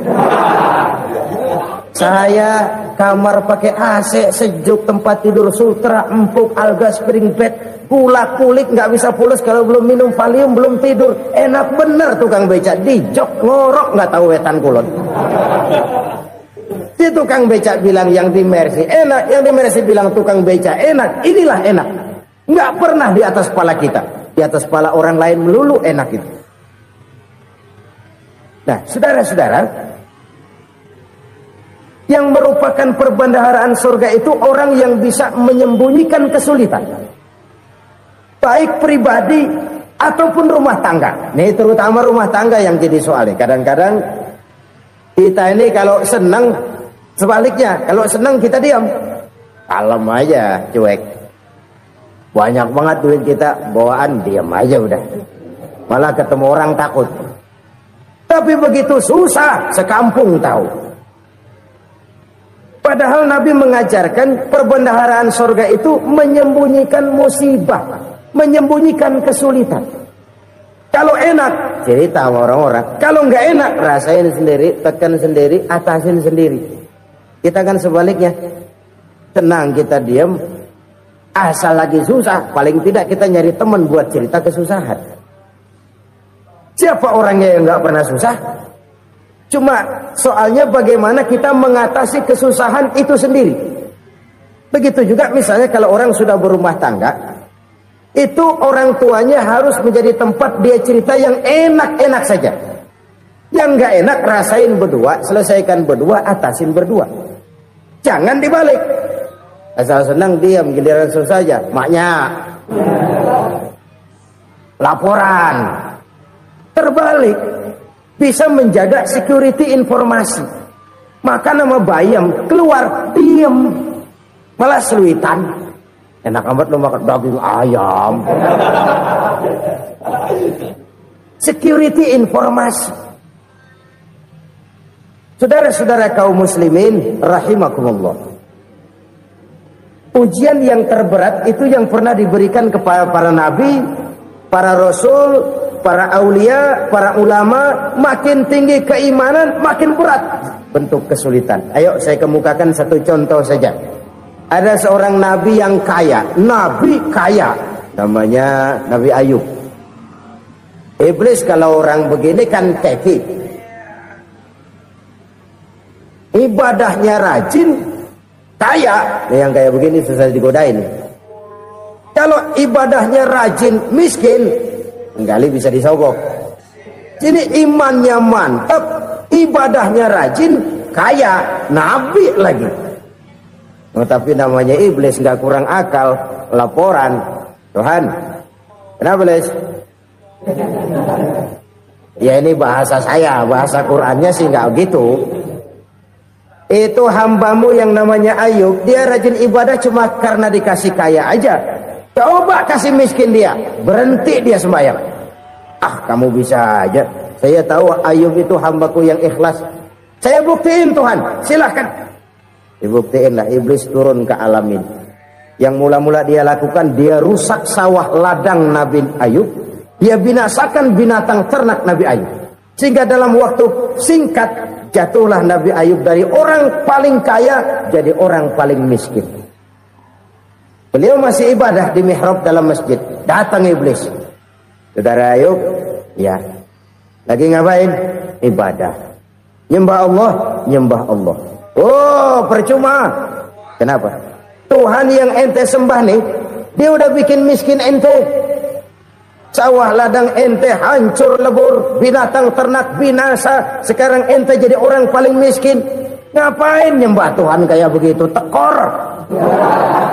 Udah berhenti dah ibadah, berhenti ibadah. Ini iblis sama Tuhan laporannya lain, yang dikerjakan kepada Nabi Ayub juga lain. Benar begitu iblis kata Nabi Ayub? Iya. Sawah ladang saya habis, buras. Binatang ternak saya binasa, binasa. Saya miskin, bangpak. Apa jawab Nabi Ayub? Bukan innalillahi, ya, ini hebat. Alhamdulillahillazi a'tani wa akhadha minni. Segala puji bagi Allah yang telah memberikan harta kepada saya dan sekarang mengambilnya lagi. Alhamdulillah. Allah yang ngasih, Allah yang ambil. Itu mah urusan Allah. Iblis cuman ibadah jalan terus, sujud lagi Nabi Ayub. Iblis seleher gondok banget. Dasar Nabi nggak mempan dia apa-apain. Miskin malah alhamdulillah. Allah yang ngasih, Allah yang ngambil. Jadi kalau kita tidak komit, kita tidak terikat kepada kaya, miskin, senang, susah, apa yang bisa bikin kita susah? Jadikan kekayaan, kemiskinan, jadikan senang susah sebagai anak buah yang bisa kita atur. Jangan kekayaan ngatur kita, jangan kemiskinan ngatur kita. Kita yang harus mengatur mereka. Senang susah, kaya, miskin, bahagia, sengsara, jadikan itu anak buah yang bisa kita atur. Kalau sekarang kita kaya, lain saat boleh jadi kita miskin, semiskin-miskinnya. Allah yang ngasih, Allah yang ngambil. Tenaga mana yang bisa menghalangi? Ibadah jalan terus. Iblis makin gondok. Dasar Nabi loh. Akhirnya apa? Nabi Ayub dikerjain, diberikan penyakit. Demikian fatal penyakitnya. Bayangin, udah miskin sakit. Masya Allah. Miskin sakit. Sakitnya nggak lama, kira-kira 16 tahun. Istrinya 3, 2 mental minta ceraiin.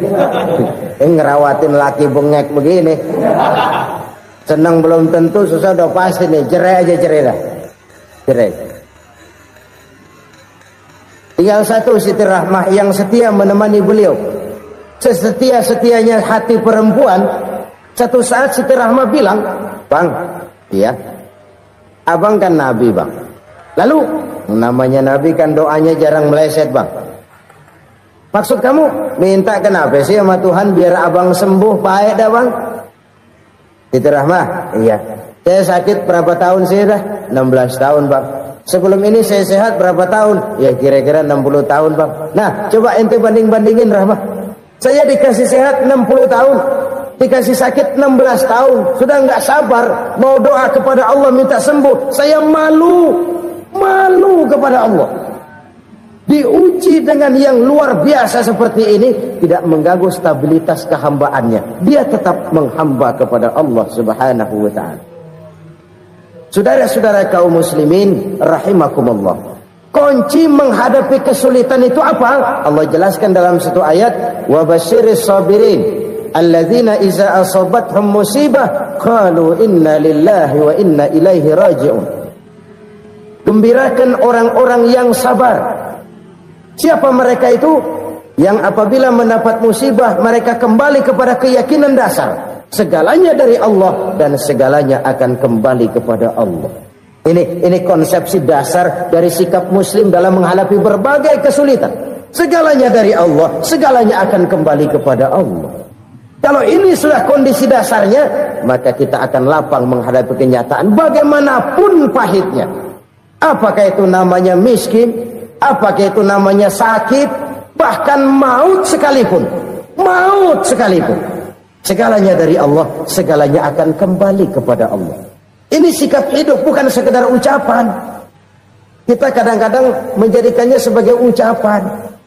Mulutnya sehingga berhenti, innalillahi wa inna ilaihi rajiun, tapi nangisnya terus gerung-gerungan. Bukan itu, ini kesadaran moral. Kalau segalanya dari Allah, segalanya kembali kepada Allah, kan sebenarnya cuma nunggu giliran. Hari ini saya nyembayangin dia, entah hari apa saya disembayangin orang.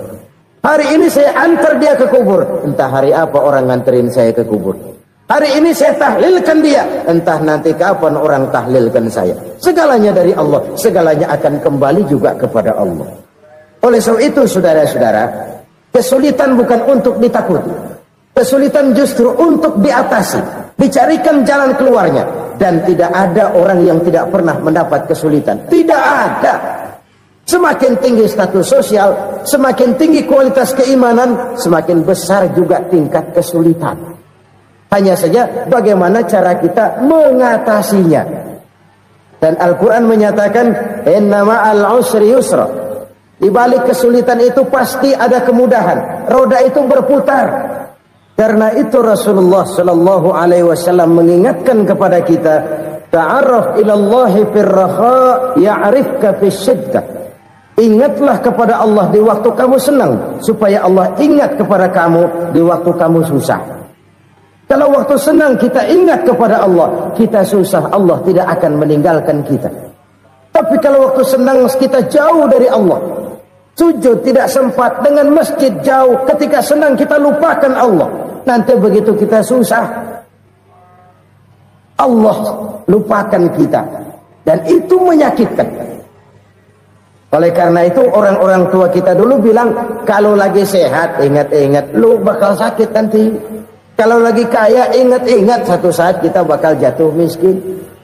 Bahkan kalau lagi muda ingat-ingat kita bakal tua. Dan yang terpenting, kalau lagi hidup ingat-ingat kita bakal mati. Saudara-saudara kaum muslimin rahimakumullah. Jadi yang kedua yang merupakan perbendaharaan surga, menyembunyikan musibah. Saudara-saudara kaum muslimin rahimakumullah. Hal ketiga yang merupakan perbendaharaan surga adalah wasilatur rahmi. Orang yang suka bersilaturahmi. Sebagaimana yang kita maklum bahwa manusia adalah makhluk yang disebut zon politika. Makhluk sosial yang tidak mungkin hidup sendiri-sendiri. Betapa dan siapapun kita memerlukan orang lain. Bodoh betul manusia kalau tinggal di tengah masyarakat tapi tidak mau bermasyarakat. Merasa hebat sendiri, pinter sendiri, gagah sendiri, kaya sendiri. Mungkin kalau mati juga ngubur sendiri. Jangankan kita di sini, di sorga saja Nabi Adam waktu sendirian bengong melulu, mondar mandir. Allah tegur Adam, sepi Adam. Ya ini kalau bahasa saya. Iya Tuhan, sepi ini nggak ada coret-corekan pisan ini. Diciptakan Siti Hawa, baru anteng Nabi Adam. Itu di sorga. Cobalah. Umpamanya saudara tinggal di Jakarta nih. Kaya bener. Apaan aja di Jakarta punya saudara dah. Jembatan Semanggi ambil. Monas, Buntel bawa pulang. Hotel-hotel ambil semua. Cuman tinggal di Jakarta sendirian, apa enaknya? Betapa dan siapapun kita perlu orang lain. Tidak ada seorang pun yang bisa memenuhi kebutuhan hidupnya secara sendiri-sendiri. Nah, Islam telah menyelamatkan manusia dari ras diskriminasi, mengikat manusia dengan persaudaraan yang berlandaskan kepada akidah. Karena itu dianjurkan bersilaturahmi. Bahkan Nabi menyatakan, man arada ayyubsata lahu fi rizqihi wa yunsa'a fi atharihi falyasil rahimah. Siapa yang kepengen diluaskan rezekinya dan dipanjangkan usianya, banyaklah ia bersilaturahmi. Siapa yang kepengen dimudahkan rezekinya, hendaknya ia banyak bersilaturahmi. Kalau banyak teman, kesulitan kan paling tidak ada tempat cerita. Udah susah sendirian, kita pikirin diri, nggak ada tempat tukar pikiran. Cepet banget sama bengek. Dilawan sendiri. Nah, secara makro kita bisa berkata, tidak mungkin ada kemenangan kalau tidak ada kekuatan. Tidak ada kekuatan kalau tidak ada kesatuan dan persatuan. Tidak mungkin ada kesatuan dan persatuan tanpa semangat silaturahmi. Kalau umat Islam mau menang, dia harus kuat. Kalau umat Islam mau kuat, dia harus bersatu. Kalau umat Islam mau bersatu, dia harus membudayakan silaturahmi ini. Bahkan sampai-sampai kata Nabi, kalau bisa cari nilai tambah. Apa? Silman qata'ak. Bersilaturahmilah kau kepada orang yang marah denganmu. Masya Allah, indahnya ajaran agama kita. Orang yang marah pun kepada kita, kata Nabi, kalau bisa bersilaturahmilah kepadanya, kepada orang yang marah itu. Di situ nilai tambah. Cuman jujur nih hadis, ngucapinnya gampang, ngamalinnya yang berat banget. Orang marah sama kita, kita disuruh silaturahmi, ada apa malu? Lu marah, ada gua marahan lagi.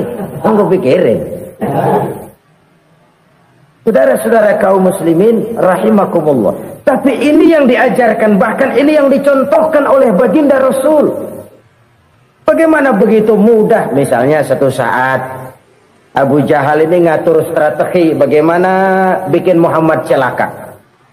Dia gali lubang di depan tempat tidurnya. Dia tutupin daun korma. Terus dia panggil seseorang, ke sini. Kasih tahu Muhammad, pamannya sakit keras, minta ditengokin. Berangkat orang ini ke sana. Muhammad, labbaik. Pamanmu sakit keras, dia minta ditengokin. Baik, saya akan datang menjenguk beliau. Berangkatlah Nabi ke rumah Abu Jahal tanpa prasangka apapun. Abu Jahal udah pasang stil, selimut 3 rangkap setengah dipakai, persis kayak orang meriang. Tapi sembari ngintip dari balik selimut, begitu Muhammad buka pintu, nah masuk perangkap nih. Muhammad jalan menuju tempat pembaringan. Makin lama makin dekat, makin lama makin dekat, makin dekat ke lubang yang dipasang oleh Abu Jahal itu. Dalam hati Abu Jahal, terus dah jatuh, mampus dah lo ini. Mampus lo hari ini nih. Apa yang terjadi? Malaikat Jibril datang. Muhammad, pamanmu cuma pura-pura sakit. Di depan tempat tidurnya ada lubang perangkap supaya kamu jatuh ke situ. Sudah, kamu pulang. Balik kanan Nabi. Sudah hampir jatuh ke lubang, balik kanan, pulang. Bayangin kecewanya Abu Jahal. Muhammad dikit lagi, Muhammad dikit lagi. Enggak paman, saya pulang aja. Emosi bangun dari tempat tidur, enggak sadar kalau lagi pura-pura sakit. Lompat ngejar Nabi, dia lupa dengan lubang yang dia gali. Usrak, nyemplung sendiri ke dalam lubang.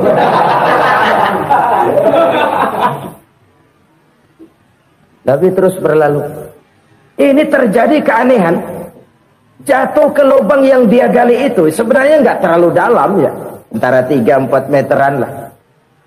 Tolong saya jatuh ke lubang ini. Datanglah pelayan-pelayannya itu. Angkat saya dari sini. Oh, yang ngulurin tambang. Satu gulung, belum juga nyampe itu tambah. Kurang, beli lagi ke warung. Sambung, ulur lagi, nggak juga bisa sampai.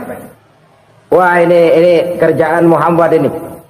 Tolong, siapa salah seorang kamu ke rumah Muhammad, kasih tahu encangnya kecebur. Minta ditolongin. Sampaikan kepada Rasul. Kenapa? Pamanmu jatuh ke lubang, Muhammad minta tolong diangkatin. Tambang udah nyambung-nyambung nggak nyampe juga. Ya, nanti saya datang, saya tolong. Coba. Nyata-nyata orang berniat jahat mau mencelakakan dia. Datang dia menolong. Ini yang disebut air tuba dibalas air susu ya ini. Bukan sebaliknya. Air tuba dibalas air susu. Paman, kecebur ya? Iya Muhammad, tolong kan. Pegang tangan saya. Nabi ulurkan tangannya. Nyampe. Dipegang oleh Abu Jahal. Diangkat ke atas. Sampai atas. Apa kata Abu Jahal? Sihirmu memang hebat Muhammad. Udah ditolongin dikata sihir.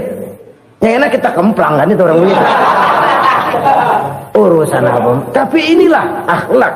Kalau bisa kamu bersilaturahmilah dengan orang yang marah kepadamu sekalipun.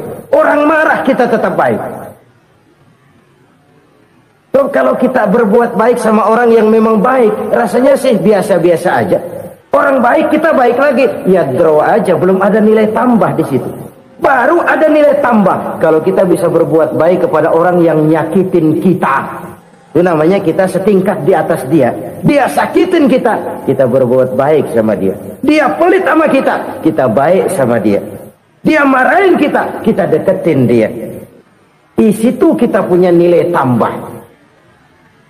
Jadi siapa yang ingin diluaskan rezekinya, kata Nabi, dan dipanjangkan umurnya, hendaklah ia banyak-banyak bersilaturahmi. Sederhana sebenarnya silaturahmi, tapi silaturahmi membangkitkan semangat kesatuan dan persatuan. Kesatuan dan persatuan melahirkan kekuatan. Dalam matematika 1 ditambah 1 pasti 2. Tapi di tengah masyarakat 1 orang takut ditambah 1 orang takut, hasilnya jadi 2 orang setengah berani. Kenapa setengah berani? Karena udah berdua. Tadi pan takut sendirian, kalau dia kumpul turu-turu takutlah jadi berani. Kita yang lemah, kita yang tidak berdaya, kita yang miskin, kalau mau kompak bersatu, apa yang nggak bisa kita kerjain? Apalagi tinggal di kota besar, pilihan cuma 2. Bertahan atau minggir. Bertahan atau minggir. Untuk bisa bertahan harus mampu bersaing. Untuk mampu bersaing harus punya keahlian. Keahlian harus ditunjang dengan pendidikan, ditambah oleh kekompakan sebagai umat. Udah miskin mencar mulu, orang injek kita. Orang nggak pandang urusan apa malu. Oleh karena itu silaturahmi pada hakikatnya merupakan roh dari ukhuwah yang diajarkan oleh agama kita. Bagaimana Islam menyelamatkan masyarakat manusia dari ras diskriminasi, mengikat manusia, dan tidak ada persaudaraan yang lebih indah selain persaudaraan yang diikat dengan nilai-nilai akidah. Sepanjang orang di jalan Allah, itulah saudara kita. Keluar dia dari jalan Allah, selesailah persaudaraan sampai di situ. Karena itu, kalau ingin menyimpan sesuatu di surga, banyaklah bersilaturahmi. Datang ke rumah ini, datang ke rumah itu, dan lain sebagainya. Itu simpanan kita di akhirat nanti. Ini yang ketiga. Saudara-saudara, yang keempat, perbendaharaan surga itu apa? Wa qawlu la hawla wa la quwwata illa billah. Ucapan la hawla wa la quwwata illa billah. Ibadah kan ada yang berat, modalnya besar. Bangun masjid berat, modalnya besar. Bangun rumah sakit berat, modalnya besar.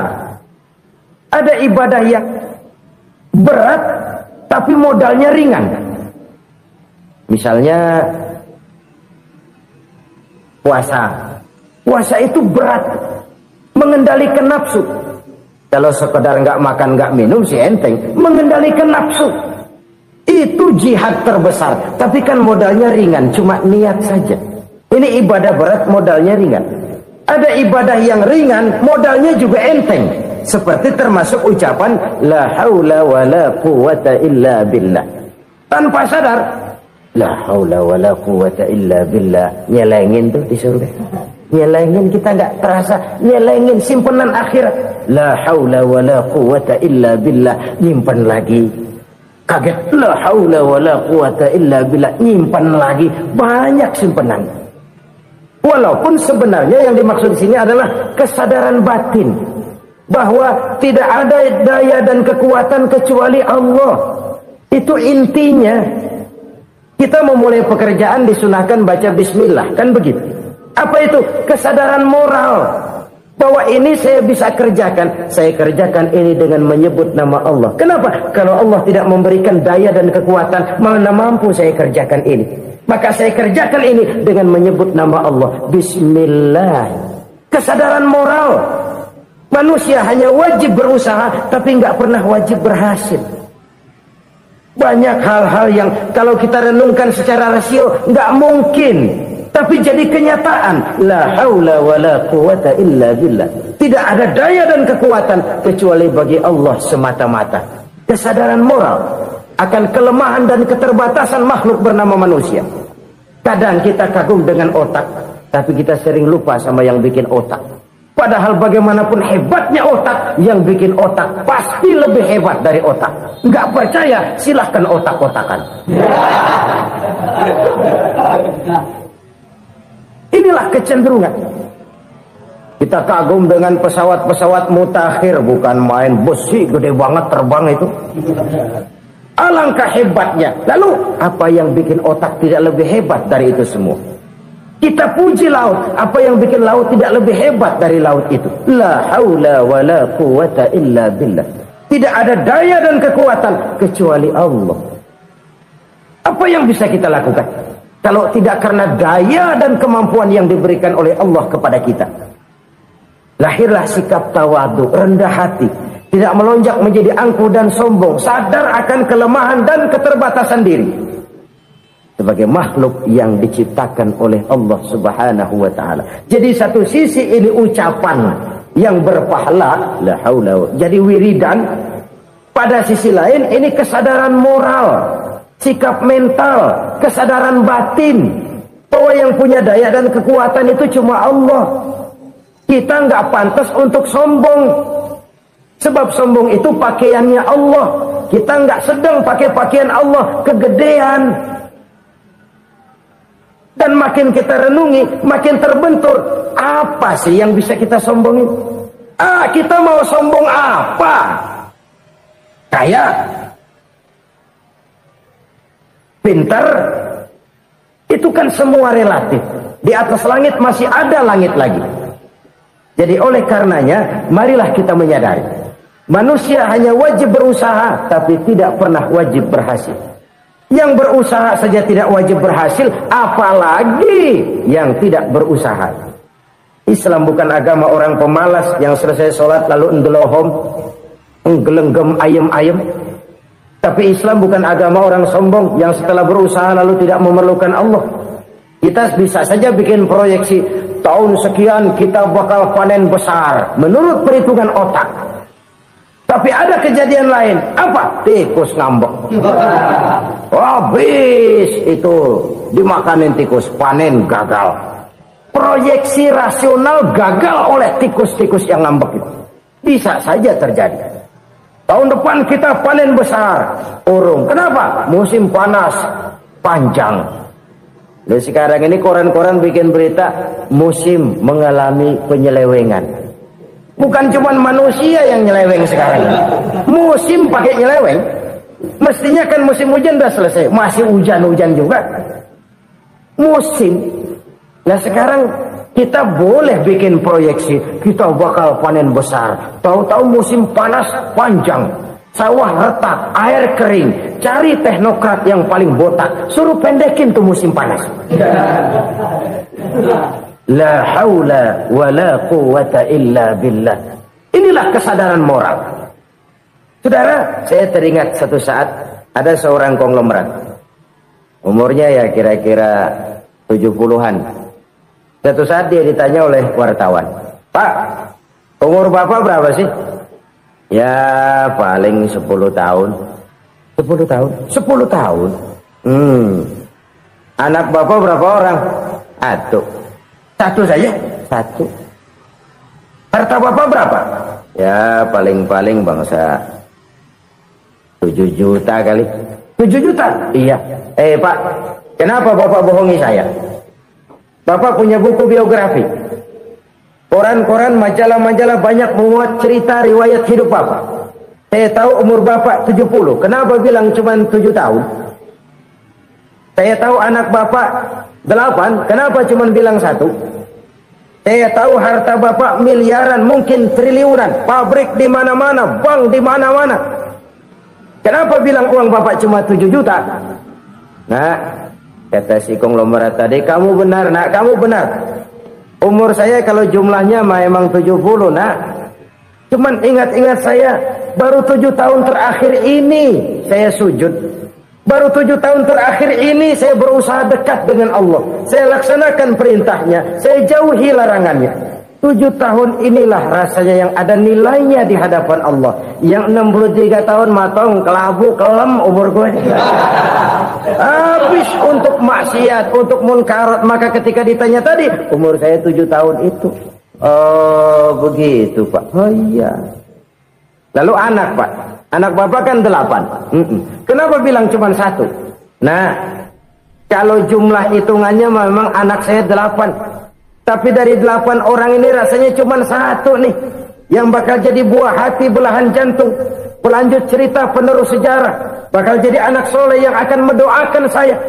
Cuma 1 rasanya anak saya ini yang bakal jadi buah hati saya, besar-besaran saya, yang akan mendoakan di kubur saya, yang akan mendoakan di akhirat saya. Yang 7 orang mana? Masya Allah, yang 1 tenggeng, yang 1 nyekek botol mulu, yang 1 nggak karu-karuan. Makanya saya bilang 1 anak saya yang akan bisa mendoakan saya. Oh.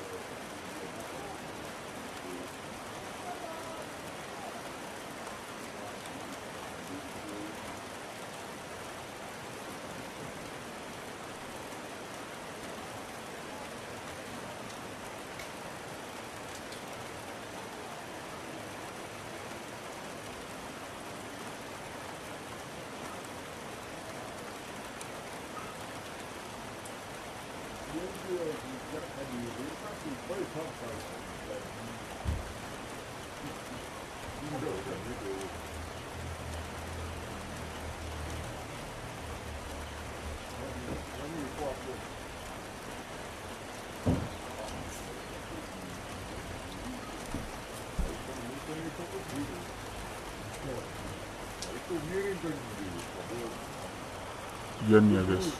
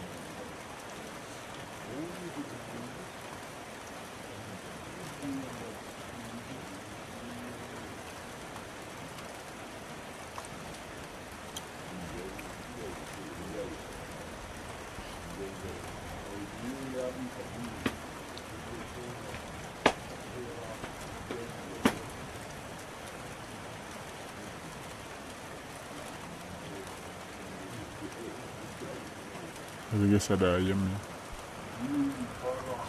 Tuh.